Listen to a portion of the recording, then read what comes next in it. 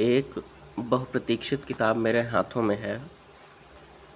आदित्य रहबर की ये किताब नदियाँ नहीं रुकतीं। इस किताब की प्रतीक्षा मुझे बीते 1 साल से थी। बीते 2-3 सालों से आदित्य रहबर की कविताएं मैं पढ़ता आ रहा हूँ। पहले फेसबुक पर पढ़ता था, बाद में इंस्टाग्राम और अन्य सोशल मीडिया माध्यमों पर। उन्हें पढ़ते हुए मुझे हमेशा यही लगता था कि ये सारी कविताएं कहीं एक स्थान पे मिलें जहाँ से पढ़ना सुलभ हो पाए।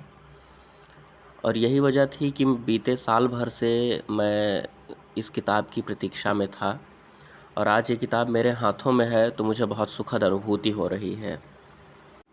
नई कविता और नए लेखकों में आदित्य रहबर की कविताएं और आदित्य रहबर किसी परिचय के मोहताज नहीं हैं। उनकी कविताएं समय और आज के समाज पर एकदम सटीक कुठाराघात भी करती हैं तो प्रेम और प्रकृति से जोड़ती भी हैं। एक ओर जहाँ ये समाज को आईना दिखाती हैं, वहीं दूसरी ओर प्रेम बांटने का भी कार्य करती हैं।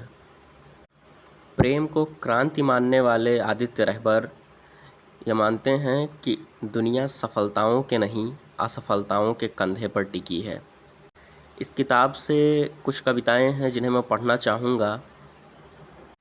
सबसे पहली कविता है जिसका शीर्षक है पूर्णता। कविता यूँ है कि जिनके हिस्से नहीं आया प्रेम, अंततः उन्होंने ही दिया दुनिया को प्रेम का सबसे सुंदर संदेश। प्रेम में असफल रहे प्रेमियों ने ही लिखे दुनिया के सबसे सुंदर प्रेम पत्र। रास्ता भटक गई नदियों ने ही की नए शहरों की खोज। जहाँ रिक्तता है वहीं पूर्णता भी है। एक और कविता है सबसे बड़ा दुख, इसका शीर्षक है और मैं पढ़ूँगा कि किसी भूखे व्यक्ति के लिए भूख सबसे बड़ा दुख है। किसी प्रेमी के लिए उसके प्रेम का ना मिल पाना सबसे बड़ा दुख है। किसी संपन्न व्यक्ति के लिए किसी को अपनी बात ना मनवा पाना, अपनी इच्छाओं को उस पर ना थोप पाना सबसे बड़ा दुख है। किसी माँ के लिए उसकी संतान का मर जाना सबसे बड़ा दुख है। किसी बाप के लिए अपनी संतान द्वारा बहिष्कृत कर दिया जाना सबसे बड़ा दुख है।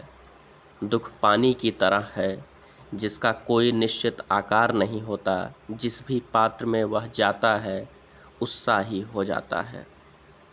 ऐसी तमाम कविताओं, तमाम छोटी बड़ी कविताओं का संग्रह नदियाँ नहीं रुकतीं।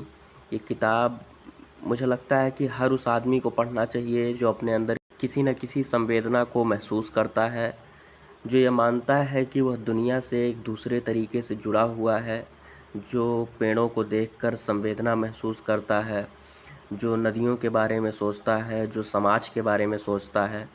मुझे लगता है ऐसे उन सभी लोगों को ये किताब पढ़नी चाहिए जो ये मानते हैं कि उनके अंदर बदलाव करने की क्षमता है, उनके अंदर बदलाव करने का साहस है। धन्यवाद। और आदित्य रहबर को उनकी पहली और इस किताब के लिए बहुत बहुत शुभकामनाएं।